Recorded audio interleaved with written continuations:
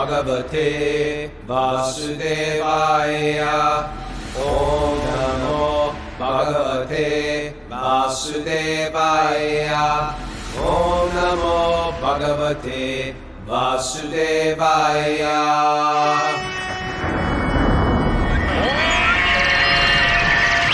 Come on! Live from Govardhan Hill, this is Wisdom of the Sages, a daily yoga podcast with your host, Raghunath, and co-host and senior cowherd boy at the Bhakti Center, Kastubadas. Welcome to the show, everybody. Welcome to Govardhan Hill. We made it. I'm exhausted. Somehow I'm perky right now. Is that the NyQuil? No, NyQuil puts you to sleep. No, Dayquil, my friend. Dayquil. Dayquil. I shouldn't be up right now. I should be on my back crying. But my job has to be done. People needed to go to Radhakund today, and that's what we did. We had a great day at Radhakund. Sure, we lost Katie Wickoff. Big deal. Okay, in baseball, I'm still batting like 900. Okay, we lost Lev. Okay, that's two. At batting 800. That's still very, very good in baseball. And even when you lose someone in Vrindavan, they're probably like in some bhajan kutir somewhere, like chanting away, like initiated. They're probably initiated in some Katie Wickoff was like, I had the greatest day, just walking around, carrying her deity around with her. She was in bliss. She met people, and people weren't so like, sometimes people are like, hey, give me this or give me that. Can you have 5 rupees? Or she said, no one bothered me. In the group, you get harassed, like, oh, all these white guys from America, let's hit them up for money. But she's just walking around, and she was in bliss. Katie Wickoff, I don't know if you know her. She belongs barefoot, walking around India, holding her deity. That's it. That's what she belongs doing. That's your only profession. That's your dharma. Okay. Yeah, that's her dharma. When you get to know her, you'll see what I mean. She is intoxicated by Lord Krishna's lotus feet. She's a wanderer. Anyway, she's a wanderer. So we had a wonderful day. Oh, so you went to hold it. You went to Radhakund. Now, you should understand. There's 4 months of the rainy season, and it's winding up. The 4th month is almost over. There's only 5 days left. It's the Ekadasi of the last month, which means there's only 4 more days. And if you fast on Ekadasi, you do an Ekadasi fast every day for the last till the full moon. They say it's equivalent of fasting the entire 4 months. What starting when? Starting today on the Ekadasi. On this day, if you do it's great. If you're thinking about doing a juice fast, now's the time. But Raghunath, so you went to Radhakund. Went to Radhakund today. Met my old friend Mohan Panda. And what a character, huh? Mohan Panda. Mohan Panda, love him. They don't make Mohan Pandas anymore. First of all, his face is covered with chandan, sandalwood paste. He wears kajal, which is like mascara. Yeah. He's got like a long robe on. I remember I was with Bob Healy, and he talks in a very elegant way. He's always, he cares. Raghunath here, my dear Raghunath is here with all his students is here. Oh, come here, dear Raghunath. You are a best friend of mine. You had to explain what a panda Vrindavan very is. good, Govardhan very good. No, Vrindavan best. Govardhan best, Radhakund very, very best. You had to explain what a panda is. A panda, they're a family succession of priests. Yeah. And they do, when pilgrims come to these holy places, they do rituals for the families. So they're wandering around there. Yeah. And they do rituals for the pilgrims. They come on up and say, hey, I can help you. I can do the rituals for you right now. Yeah. So Mohan Panda, he's like puja for us. But I've known him since he was like 12 years old. Yeah, since he was 12 or 14 or something like that. Yeah. So we've known him forever. I remember Bob Healy, who's like bathing in Radhakund. It was his first time in India, from New Jersey. He was like, if you ever told me I'd be face to face with a man with mascara while I'm wearing like a wraparound skirt, loincloth, and I'm soaking wet, and he's calling me dear, I would think you were crazy. But now it makes total sense. It all happens there. But Raghunath, you're avoiding the main topic here. I asked a favor. I begged of you a favor yesterday. To go to Krishnadas Kaviraj's Samadhi. Yes. Bhajan Kutir. Yes. Bow down. Yes. And beg for Kostuba to understand a drop The of innermost chamber the of my heart. innermost chambers of his heart. Sri Chaitanya would be revealed there. His It was teachings, his yes, attractions. And I will And? say I made that prayer for you, my friend. Oh, wonderful! Thank you. But not there. But not What? there. I did it at another place. Look, I couldn't move.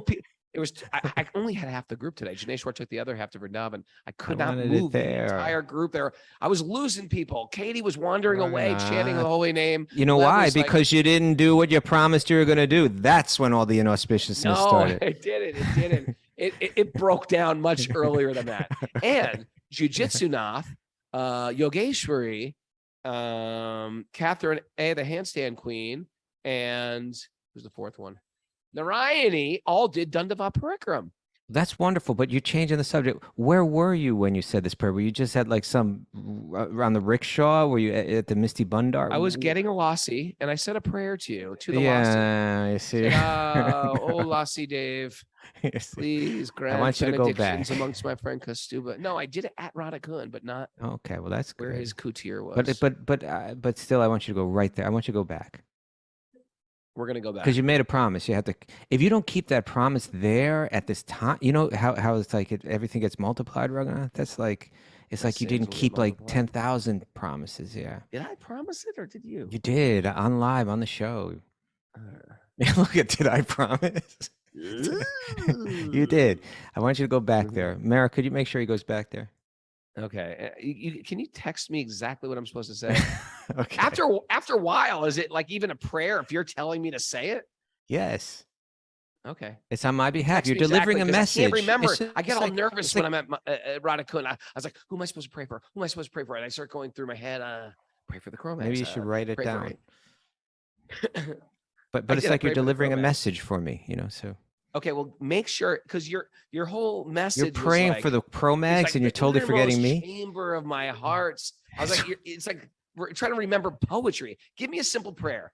Help Kostuba be a good person. I'll pray that. That's a simple memory. That's a simple one. No, I want more than that, though. Being a good person is good, and I want that too. But don't be so poetic. Just get to the point of what you want. The innermost chambers of my heart. I don't even know what that means. Why? How could you not know what that means? All right, we're gonna work off the show. We're gonna work this out, Raghunath. But this will be done. This will be done. Anyway, it's awesome. Guess what we're doing today? We're going tonight. Tell me. Right after the show. I'm so wiped out, Prabhu, you don't even understand. And I'm running on Dayquil. Dayquil and pure enthusiasm for the Holy Dham is keeping me going. All right. We are going to Haridev Mandir. Oh, now Haridev Mandir that's not only holy, but it's historic, right? That's like it's a historic temple. It's where you're supposed to start your parikram. Yeah. Who built that temple? Who built it? Yeah. Maharaj Jaiman Singh, perhaps? No, Raghunath. No. Who? This is the great grandson of Krishna himself, going way, way, way back. That's one of the old Haridev temple. No way. Mara, get on this one. He did not build that temple. You think there's anything left from those times? No, well, he installed the deity, Raghunath. Okay, the deity. Well, yes. So that he established that temple. That temple means the deity. Temple, it's a very old temple. It's old, but not that old. I don't know how old the temple years is. And 5,000 years are two different things. I know. That's why I'm bringing it up. 500 years ago, Christopher Columbus was here. So what? 5,000 years ago, that was like nothing was here. Oh, Raghunath, well, you have little faith. That deity was there, okay? That deity. The deity was there, and I believe that the deities are there, and the temple structures may always change. All right, hold on a second. Let's go to our. You know what? In the old days, they would have these things called. When me and Kostuba before iPhones, there was things called Puranic encyclopedias, and there were these massive books that you could buy. I think they make apps of Puranic encyclopedias. If you wanted to know like who is Arjuna, you look up Arjuna. And there's every time the word Arjuna has been mentioned in the Puranas. Okay. Like Arjuna, the best friend of Krishna. Arjuna means whitish. Arjuna, the Yamala Arjuna trees, or whatever. Every time you've ever heard one of Krishna's cowherd boyfriends, Arjuna. So anyway, the new Puranic encyclopedia is called Wikipedia. Okay. And this is what. Oh no, this is not from Wikipedia. This is from bridgewali.com. There you go. That sounds Sri Haridev Temple in Govardhan is an ancient temple which is said to belong to the time of Lord Krishna. Thank you. Well, that would make you correct, and I don't think you're correct about this. It is situated on Manasa Ganga. That's right. And Vajranabh, that was his name, right? Story right now. I'm going to tell that story about Manasa Ganga right now. Was it Vajranabh? Vajranabh, yes, he was the grandson of Krishna. Established that temple. He established the worship of the deity. But did he put the brick and mortar together? Go ask Mohan Panda today. Those guys will all say yes. This is called a knowledge filter. You just, if it doesn't agree with you, you just filter it out. Right? The Wikipedia thing, filter it out. Brajwala.com, filter it out. Mohan Panda, filter it out. So anyway, we're going to Haridev Mandir. You're going to tell the story of Manasi Ganga, where they're on the boat? Yes. The boat story? Yeah. Oh, that's okay. No. I'm going to say how Manasi Ganga got there. See, all the Bridge Basis, the people living in Bridge, same thing. They wanted to go to the Ganga. Goes, why? Every good Hindu family goes to the Ganga. That's what they do. That's their equivalent of Epcot, Busch Gardens, and Walt Disney World. Is they go, let's go to Haridwar. Let's go more to the than Ganga. all that, though, right? It's not just equivalent. It's yes. But I'm saying, for them, their idea of a vacation is they go to holy places. Mm-hmm. Even Yogananda, he went with his family. You know the story? Did you ever read Autobiography of Yoga? Did he go to Vrindavan? I read it. He goes to Vrindavan and doesn't want to leave. Yeah, that happens. It happens when people go to Vrindavan. I'm looking at Catherine A. She's completely lost her material mind. She her enthusiasm Catherine A. always has around Supersoul. Yeah, she's got that towards Vrindavan, like bowing down off. I knew that would happen. I knew that would happen. I know. She's in a good place, and she's not leaving either. She's staying on a little. That always happens too. It always happens. Okay. So all the Bridge Basis were leaving to go to the Ganga, and Krishna said, "Why are you going to the Ganga?" He said, "Well, Krishna, come on, don't you know that the Ganga purifies us of inappropriate behavior, of past sins, changes, good for karma, good for ancestors?" He goes, "My devotees should never have to leave Braj. Let me bring the Ganga here." And Krishna sat in meditation, and then beautiful Ganga Devi appeared riding her what? Kostuba, hot seat. Crocodile. What does Ganga Devi ride? Crocodile. Yes. Okay. You got that. You got that pretty easily. Come on. I got it. Riding the crocodile. And she's hovering in the air on this crocodile. And then she said, "How can I serve you, Lord Krishna, my master? Oh, Prabhu." He said, "I want you to manifest here in Braj. I would be honored to serve you, Lord." And she manifests this beautiful lake called Manasa Ganga, Ganga of the mind. And so they said to take bath there and to put some water on your head from there. It's as if you're putting water from the Ganga on your head. And that's where you start. That's where you start your prikrama. That's where you're supposed to start the prikrama officially. In the old days, we just started wherever the taxi dropped us off. But that's where you're officially. And Haridev Mandir is written about in the Chaitanya Charitamrita. So Lord Chaitanya had some singing, dancing episodes there. He did. But the story that I thought you were going to tell was the story where where Krishna and the gopis are on the boat. Krishna is disguised as the boatman. Yeah. Krishna is I like Krishna. He's antics. He's got a trunk load of disguises. He does. It's a trunk. You think anyway, he's disguised as the boatman, and the gopis are all on the boat, and they're carrying all of their dairy goods that they've been producing, right, from the cows that they love and have been treated well, right? This is ahimsa dairy. And so they've got ghee, they've got yogurt, they've got all, and they need to transport it from one side of the Manasi Ganga to the other. And Krishna's the boatman, but he's in disguise, where he's disguised as the boatman. So they get out there into the middle of the thing, and then, by Krishna's mystic potency, like a storm starts to set in, right? And there's water kind of coming over the edge of the boat. And so Krishna disguises the boatman and said, "This is a problem right now. This boat's going to go under." Serious problem. Yeah, this boat's going to go under. If there's too much weight here, you need to throw your dairy goods into the water. And they're like, "What? We can't do that. No, we're going to sink. You don't understand." Okay, they throw that. He's like, "It's still too much, right? There's like, it's too much weight in the boat. You need to throw all your jewelry into the water." Do we have? Yes. Okay, they're throwing their bangles and everything, right? And then Krishna says, what does he say, Raga? Krishna says, still too much, still too heavy. Still too much. You got to take off everything you have. Take off all your clothes. Take off all your clothes and throw them in. And then what do they say? They say, you be careful. We're going to throw you into the water. And then Krishna started rocking the boat. And out of fear, they embraced the boat. Oh, protect me, boatman. Yeah. It's Krishna's being cute and clever.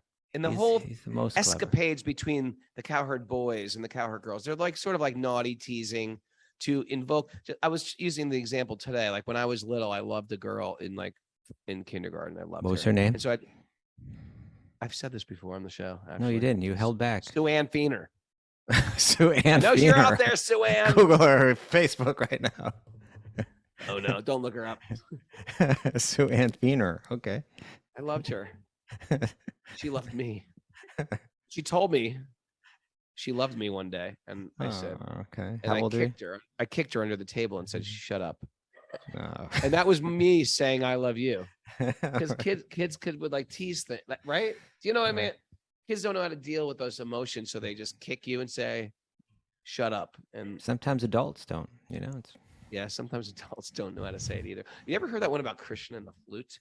No, let's get back to Sue Ann Feener. That's the story.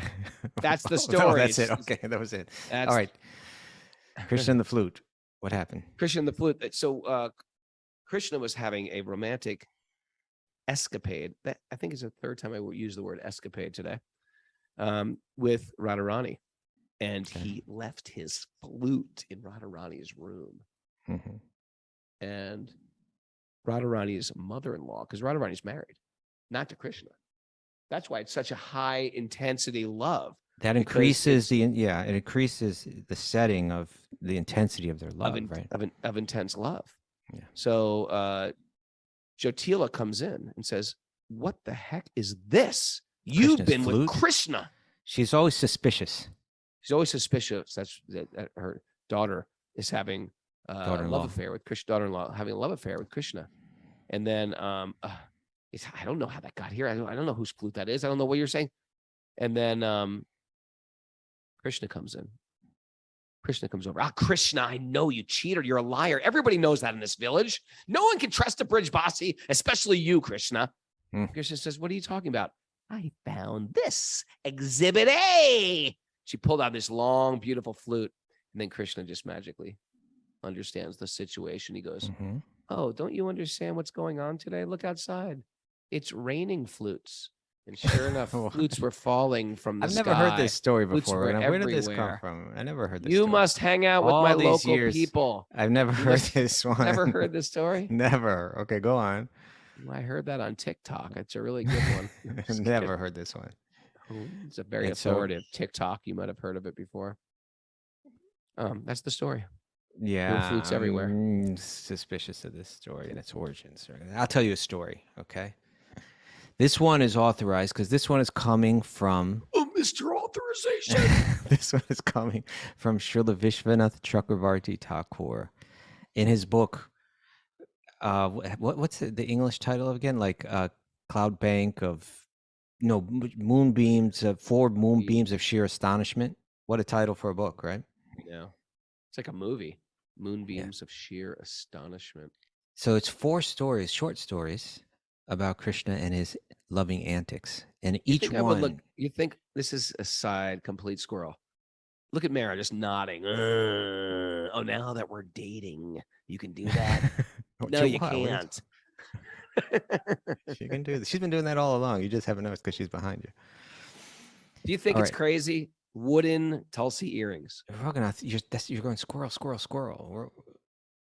You don't need earrings. A hard day. I don't think you need earrings, Raghunath. Do you think I would look like a drag queen with big... I don't think you'd look like a drag queen. I just think you'd look weird. And I don't think you need them. I did wear them for a while. At the beginning of the show, you were wearing back at the very beginning, 2.5 years ago. I look like sort of like Mr. Clean. You know what that is? It's like it was just a weird look. It was just a weird. Raghunath, I was going to tell you a story from Vishwanath Chakravarti Thakur. All right. One of the stories, one of Krishna's antics, right? But there's the story about where Jyotila, she's in her suspicion. You know, Radharani every morning, her and her friends go to Nandagran to cook for Krishna, right? With me, Raghunath? Yeah, Maris distracted me. And Krishna's pictures mother, of me with earrings. Mother Yashoda, is very much happy about this because she has the blessing. Radharani has the blessing from who? About her cooking? Raghunath, are you there? Hello. She was the grandmother, Purnamasi. No, she got blessing from Durvasa. Oh, that right, everything yes. that she cooks, what will be taste like nectar. Taste like nectar, and will grant good health and longevity. Give health and longevity. It'd be like a superfood. I don't think he used that word superfood. I don't think so, but she had that blessing. So every morning she would come to cook for Krishna. One day, the mother-in-law shut it down. No more of this. She's suspicious. Something's going on. I just know it. You know you can't go cook for Krishna anymore, right? Well, that was like one of the ways that they would meet. It was like important to them, you know. So they came up with a plan, and that is that Radharani pretended that she got bit by a snake, right? Mm-hmm. And her friends are there with her in the bedroom. And now the mother-in-law's, oh no, Radharani's gonna die. They said, you know, what happened? I got bit by a snake. You know, and then Krishna dressed up as the snake doctor. Right? Oh yeah. And so the snake, what does the snake doctor do? Snake doctor, they cure snake bite. How so? With mantra. With mantra. So yeah, it's kind of we've met them before. It's a whole thing in India. There's tons of these snake bite doctors. They work. It's all true. Yeah. You know who could tell you those stories? Someone from Mayapur. Yeah, Vedasari. Vedasari knows all about these snake tantrics. Yeah. So Krishna dresses up as the snake doctor, and Jyotila, the mother-in-law, is like, "Oh, come in and help my daughter-in-law. She's dying from the snake bite." He goes, "Okay, where is she?" And then he says, "But I need to be alone in the room with her. Nobody else can be in there, you know." Okay, fine. So Krishna goes in the room, and they close the door, but Jyotila's listening at the right at the door. So Krishna's, you know, he's like chanting mantras, and he's calling for the spirit of the snake, you know, that bit her. And then he contacts. It's like channeling or something, right? And he contacts the snake, and he says, "Oh snake, why did you bite Radharani? Why did you do this? You know, she's an innocent girl. Why would you do this?" And then he goes, "The reason I bit Radharani is to get back at Jyotila, the mother-in-law." and the mother-in-law like, "What?" You know, like listening at the door, right? And then Krishna and then Krishna, as the snake doctor, says, "Well, why? Why were you upset with her?" "Because she didn't let Radharani go cook for Krishna." And well, then why didn't you bite her? Like, why did you bite Radharani? And the snake goes, "Because if I would have bit her, then she would die quickly. But I want her to suffer on and on. So I know that if I bite Radharani, that her suffering will go on and on and on." And she's like, "Oh no, I'm sorry. You know, like she's saying at the door. And he said, "Well, will you take back the poison, you know, the venom?" You know, he says, "Only if she's allowed, only if the mother-in-law takes the vow that Radharani can always cook for Krishna, and that, you know, from now on, you know." Like that. Krishna, so it's like, "I'm sorry," and there's all these different stories in there. They're beautiful stories, right? And that's authoritative, huh? That's totally authoritative, Raghunath, because that comes from one of our great acharyas in our lineage, okay? Well, I got news for you. Mine's authoritative. I just can't remember where it's from. Okay. All right. Well, it's a squirrel day. Somewhere. What were we talking about before the show started? Oh, we were talking about engagements. How do we get talking about engagements? Because Victoria. Oh, because Vicky Vanamali, one of our Zoomers, others got engaged.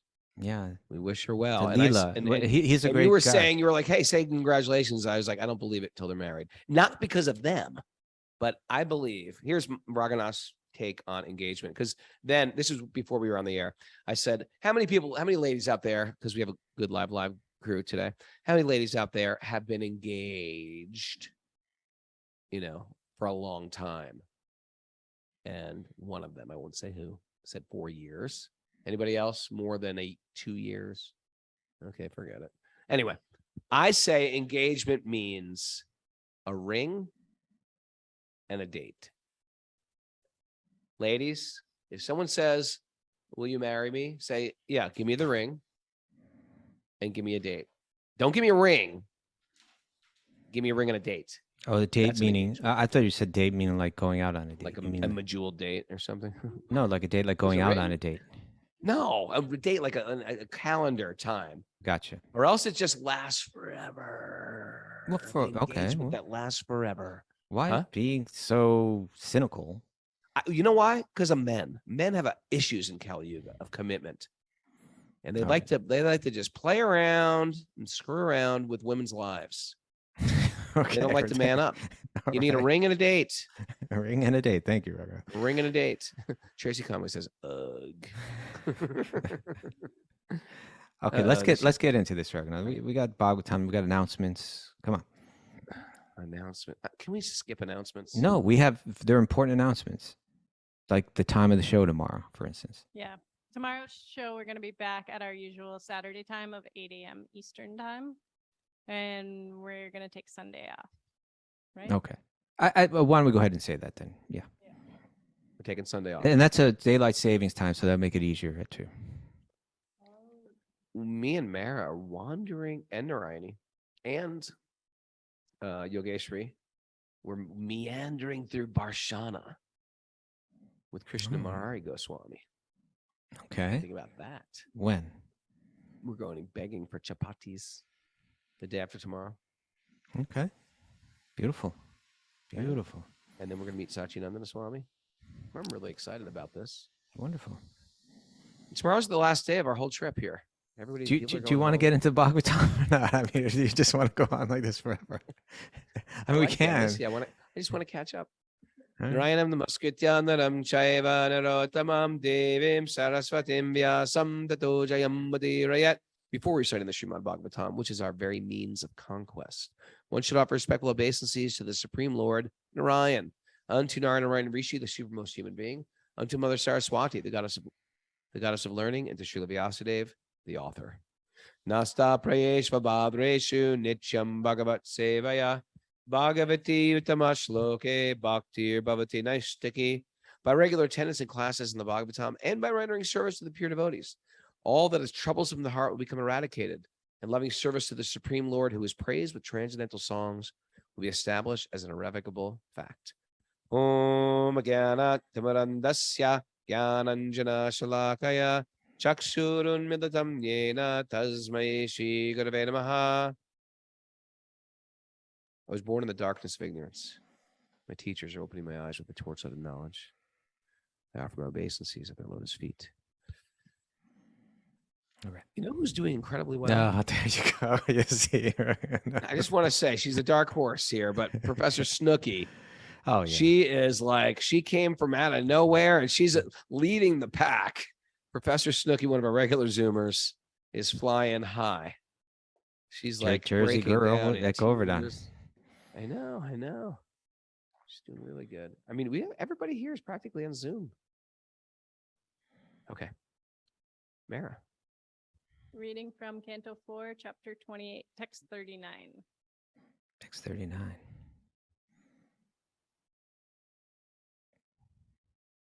If you missed yesterday's show, me and Mara announced our we don't call it dating. We call it associating. I'm associating with Mara. That's what devotees say. It's such a weird thing to say, doesn't it? Raghunath, we were associating with her? We were about to get into Bhagavatam. Let's have a little recap. These things are important to call out. They associate, and they say, devotees will always say, "Are you engaged?" Because because in Vedic culture, there's no boyfriends or girlfriends, so you don't say we're dating. It sounds cheap. They say we're associating. So I'm associating with Mara. If you haven't heard, that's the latest. It's a wisdom of the sages love affair. Raghunath, please. Okay, can we start this? Please. I'm gonna give a little background. We're hearing about a very grave, sober, important information here. The King Malayadwaj, representing the Guru, has wandered off to a holy place to perform Nirjan Bhajan, right? The solitary, deep spiritual yogic practices. Nirjan, no humans around, just me. Except his disciple came with him. Sometimes the disciples go with the Guru, right? Towards the end of their life.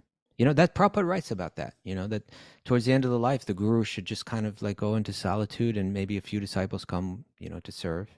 Yeah. But they just go deep into their bhajan. So that's what he's done. We've seen how he's retired and the Guru's followed. We've seen that he's performing austerities. We've seen that he conquered dualities, right? Hot and cold, praise and, you know, and dishonor and, you know, the loss and gain. All it doesn't mean anything to him anymore, right? He's beyond that. And his mind has become fixed on Brahman now, completely fixed, right? So he's preparing to leave the body. He's completely transcendental. But King Paranjan, who's now in the body of a woman, taken on the form of a woman, is there with him towards the end. And what text were we on, Mara? 39. Oh, and not only has he done these yogic accomplishments, but it's yoga that's now allowed him to fix his mind and his attraction on the form of Sri Krishna. Text 39. Hit it, Raghunath. In this way, he stayed immovable in one place for 100 years by the calculation of the demigods. Whoa. After this time, he developed pure devotional attraction for Krishna, the supreme personality of Godhead, and remained fixed in that position. King Malayadwaj. Well, I was just going to say, you know, so here the word rati is used, right? Rati, that attraction for Krishna. And he's done it by these kind of like more severe yogic practices. But that's really our goal, right? In one way or another, it's like we're attracted to, in one sense, life is as simple as this, is that what are we attracted to? Are we attracted to things that are causing us, you know, that may give us a thrill, but ultimately leave us dissatisfied, strung out, in pain, suffering? Is that what we're attracted to? Just like you're saying, men have all these problems, right? You were just saying. Yeah, they do. And sometimes women are attracted to men that have all these problems, right? It's like I'm into him. Some women search out them. Yeah. Like searching for men who are unavailable. And search for them anyway. Or not even just necessarily unavailable, but let's say like they've got abusive. They may be abusive. They may have bad habits. They may just be irresponsible, you know. I can fix them. Right. And everybody else is like, don't do it. Can't you see? It's just like, this is destined to be, you know, to cause you pain, but they're blind and they're like, no. So that's what we're doing. We should see that phenomenon and we should understand that's me. For lifetime after lifetime, I've been chasing things that I think will give me happiness that ultimately bring me suffering and sorrow and pain, right? Where will our... What's that? I call that a broken picker.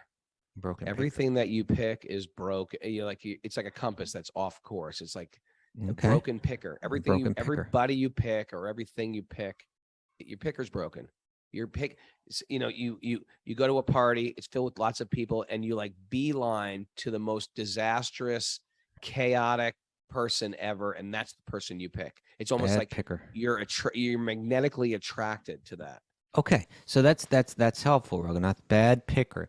So in a sense, if this is just one way you can boil down all of existence, right? We've been running around as bad pickers lifetime after lifetime, right?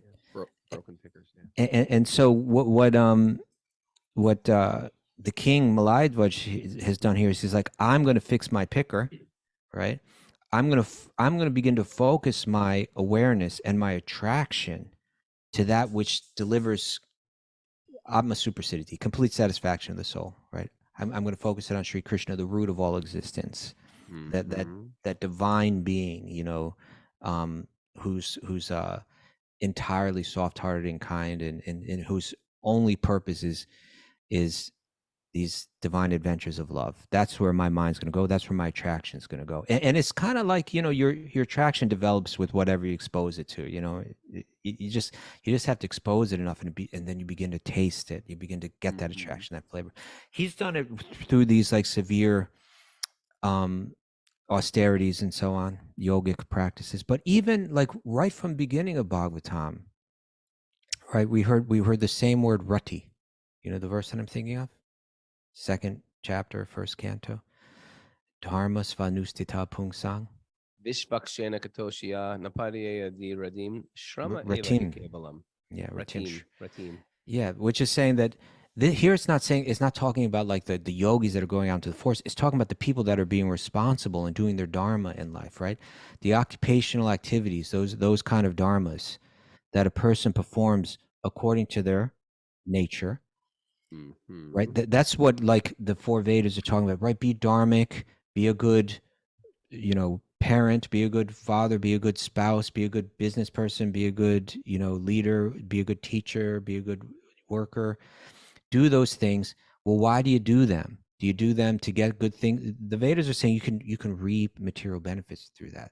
But what Bhagavatam is saying is that the only reason we do that is for rati. For rati for who? Rati for Krishna, right? So those activities that we perform in life, they're only so much useless labor if they don't provoke attraction, rati, for the message of Sri Krishna. Right? It's an incredible statement because for our society is such a hot mess express. It's like a train off the rails, and we're like, just be good, people, just be good. But Bhagavatam says everyone else is trying to be dharmic. That's the whole culture back then was trying to be dharmic. But it says your dharma is practically useless unless it's bringing you to the next level, which is pure love of Godhead. You know what? The analogy I use? Just tell me if you like it. Okay. A father can be not gamble his money away, not cheat on his wife, be a good person, be responsible, be a good person. But if there's no love, yes, very good. But if there's no love in the family, what good is all the dharma? He's been very dharmic, but he's got no love. So the same is true if we have all these dharmic codes, but dharma is Scranton. Get it? We're trying to drive to LA and we're driving through Scranton, right? And you stop in Scranton, and you know what? Scranton's good. It's nice, but it's not the goal. Sierra is over there, our Scrantonian. She's wondering what this is saying about her life. I live in Scranton. I live in Scranton, though. Get out of Scranton, Scranton, Davy. No, so it's a nice place. It's on the way, but it's not the goal. Dharma is good compared to the train wrecks that we witness in society every day. The people are literally flying off the rails in their behavior, financially, sexually, emotionally, just causing so much damage. All these horrible things you see on Instagram or on the news or wherever you get your information from. We think, can people just be dharmic? And the Bhagavatam says, so it seems like, well, let's just be dharmic. No, it's even dharma, even ethics, even good behavior, even etiquette is meant to serve something much, much higher. There you go. Pure love of God. And here the word rati is being used, right? Yes. Yeah, that attraction. Okay, so he's done his yogic austerities. He's isolated himself out there. He's conquered the mind. Hot and cold and dualities don't mean anything to him anymore. And now he's got this is the guru, right? His mind is focused now. He's got this rati for Sri Krishna, for Vasudeva. Okay. Mm-hmm. Text 40. 40. King Malayadvaj attained perfect knowledge by being able to distinguish the supersoul from the individual soul. The individual soul is localized, whereas the supersoul is all pervasive. Want to explain what that means, since we don't usually use the word localized? Localized means in one spot. All pervasive means everywhere. Okay. So right. So it's saying both. You see, this is a topic of debate within the realm of Vedanta. When we speak of Paramatma, the Supreme Soul, some Vedantins are saying that the soul, us, the individual, we are that Paramatma. We are God. We just haven't realized it, right? Mm-hmm. Well, Bhagavad Gita is really saying something clearly different. It's pretty explicit about it. Other texts may be less clear. Bhagavad Gita is very clear. Is right on. 7th chapter. That these two are Verses 4, 5, 6, 7. Well, where are you saying from? Where? 7th chapter, verses 7, 4, 5. Yeah, or 6. I was thinking 15th chapter. Or I'm sorry, 13th chapter. 13th chapter. If you go to the beginning of it, right? 15th chapter. 15th chapter. So many places. Yeah. And so, this we didn't finish this verse. It said he became perfect in knowledge that the material body is not the soul, but that the soul is the witness of the material body. Now it's interesting because the word shakshi is used in this text, Raghunath. Yeah. Shakshi. What does that shakshi mean? Shakshi? I mean, sort of secret, I think. No, shakshi means the witness. Right? Oh, the witness. Shakshi means to witness, yeah. And so here it's like Prabhupada, it's interesting. He's using the word shakshi in one way in the translation and in another way in the commentary. So it seems like there's two ways that we can understand this, right? Like in this verse, he's saying that he became perfect in knowledge of the material body, that the material body is not the soul, but that the soul is the witness of the material body. That's one way. We're like, which is essentially, let's talk about that more. But before we do, let's say, so in one sense, I'm just this like conscious being within a body, and I'm just witnessing. In one sense, not even doing anything, and we can talk about that. But then the other way is this. If we look at the commentary, Prabhupada writes here, he says, the body is taken to be the field, and the individual soul is taken to be the worker in that field. This is 13th chapter Bhagavad Gita. Right? Kshetra, Shikshakya, the knower of the field and the knower of the field. Yet there is another who is known as the Supersoul, who along with the individual soul simply witnesses. So here is the Supersoul that is the witness, right? So like it's saying he gained knowledge of the difference between the soul and the witness, the Supersoul. Or you could say he realized that I am the witness within the body. I'm not this body, right? So he goes on, the individual soul works and enjoys the fruits of the body. In other words, I enjoy taste, I enjoy sights, I enjoy tactile experience. The individual soul works and enjoys the fruits of the body, whereas the super soul simply witnesses the activities of the individual soul, but does not enjoy the fruits of those activities. Two birds sitting on a branch, right? This is the Upanishadic metaphor used, right? Two green birds sitting on a tree. Yeah, they don't have to be green. I think that's another metaphor. That's another analogy. Okay. Yeah, that's another one with two where a green bird flies into a green tree.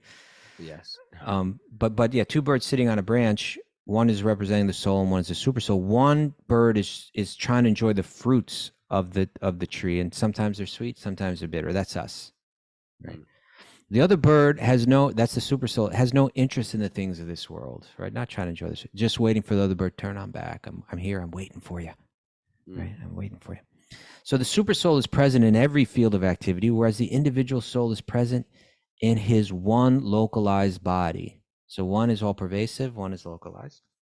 King Malayadwaj attained this perfection of knowledge and was able to distinguish between the soul and the super soul, in this case, the witness.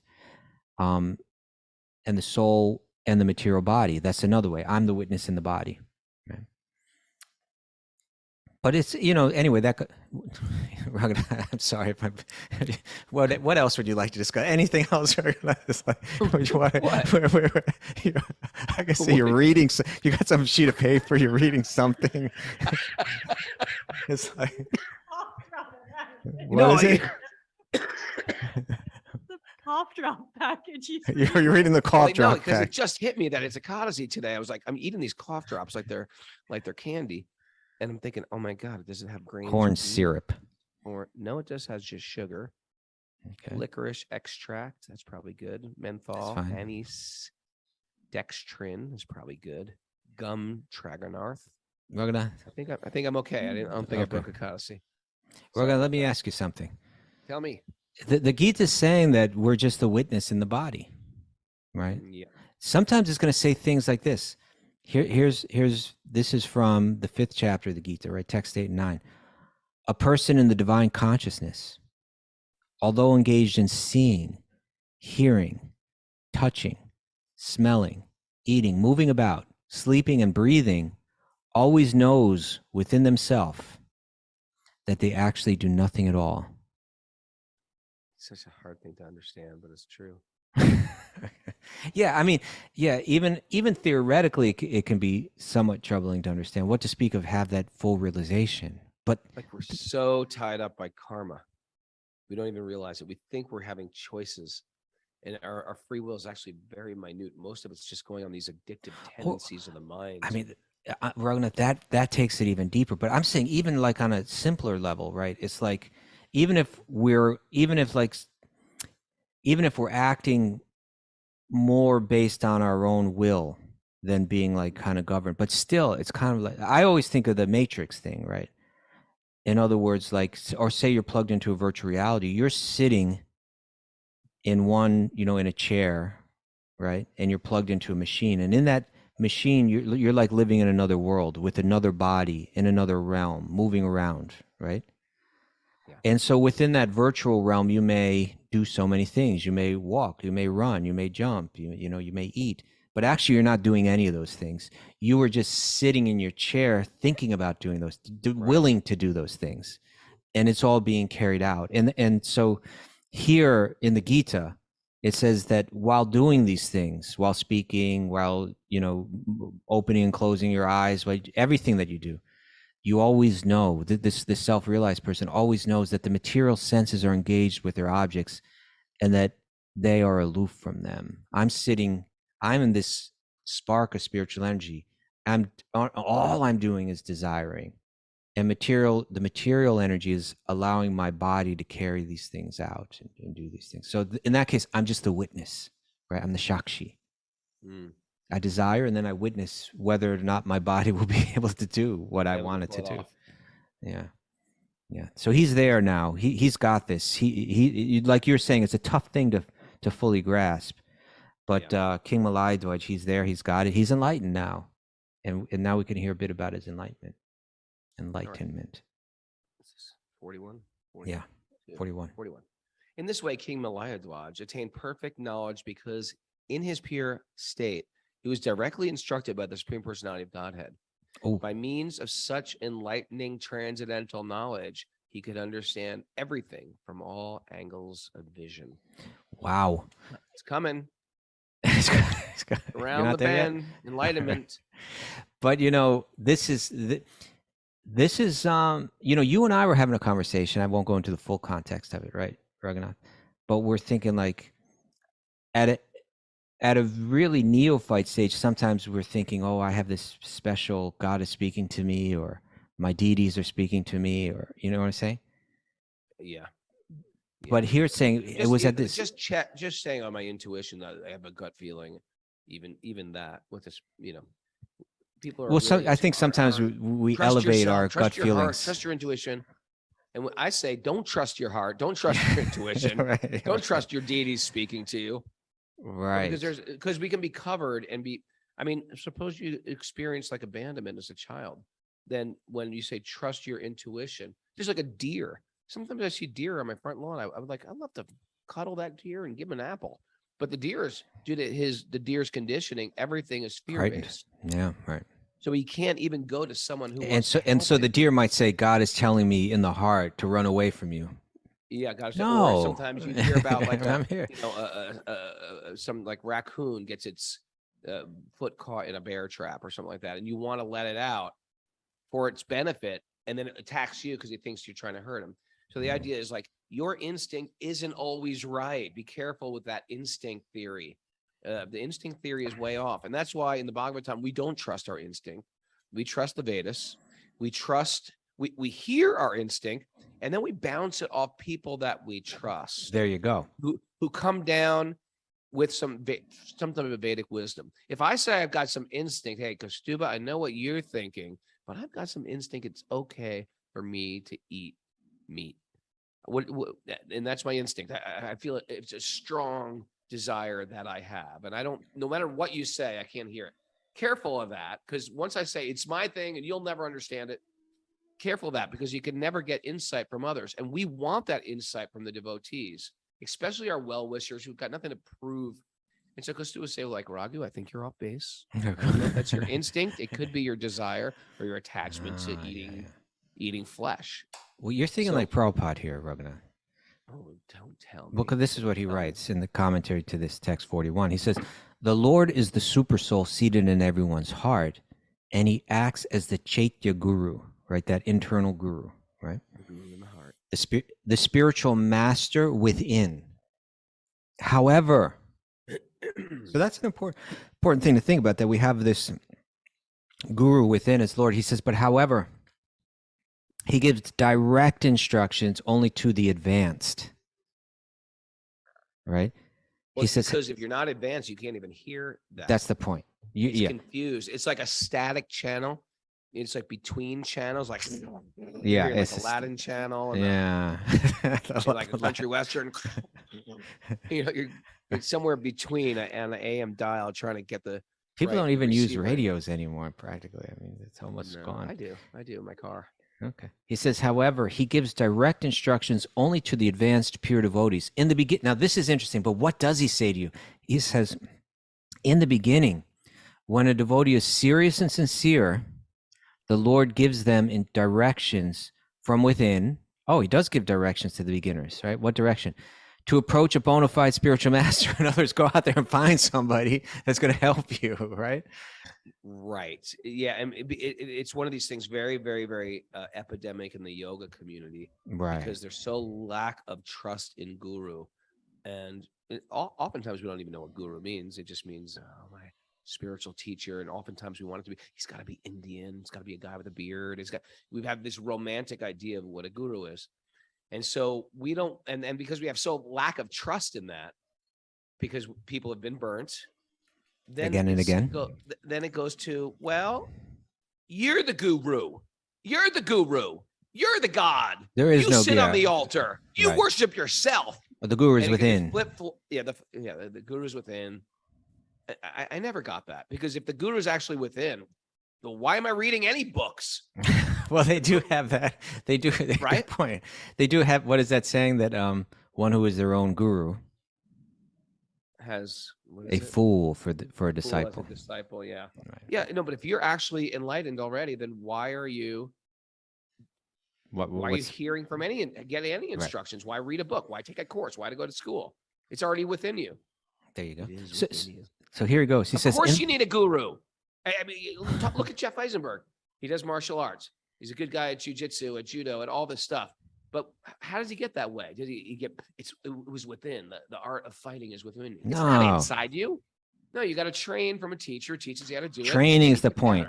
Now listen to this, Raghunath. Again, you're thinking like Prabhupada. In the beginning, when a devotee is serious and sincere, the Lord gives them directions from within to approach a bona fide spiritual master. When one is trained by the spiritual master according to the regulative principles of devotional service, of bhakti, and is situated on the platform of spontaneous attachment for the Lord, raga bhakti, then the Lord also gives instructions from within. Tesham satata yuktanam bhajatam pritipurvakam dadami buddhi yogam tvam.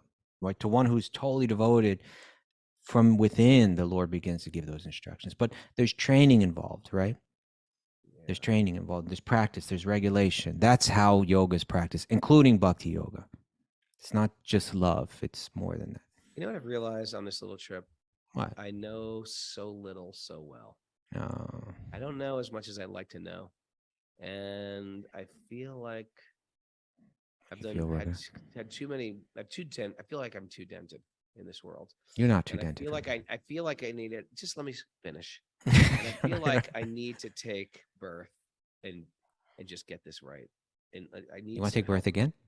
Well, I don't want to, but I feel like I just can't get to the level I want. But Raghunath, with my schedule. You see, but what Rupa goes? I need to be a lot more advanced than I am right now, and I'm just not there. But Raghunath, in that equation, there's an element that you're not considering. That is the power of the mercy of Sri Chaitanya. Well, yeah, there is. Right, he's seeking Lord out Chaitanya trampoline. He's seeking out those dented souls, especially for them. Even when you have no hope, it's hope. I'm hopeless. That's when you hope. When there's no hope, they got hope. Okay. And you hope when there's no hope, because bhakti's like that, because Sri Chaitanya's like that. We're overtime.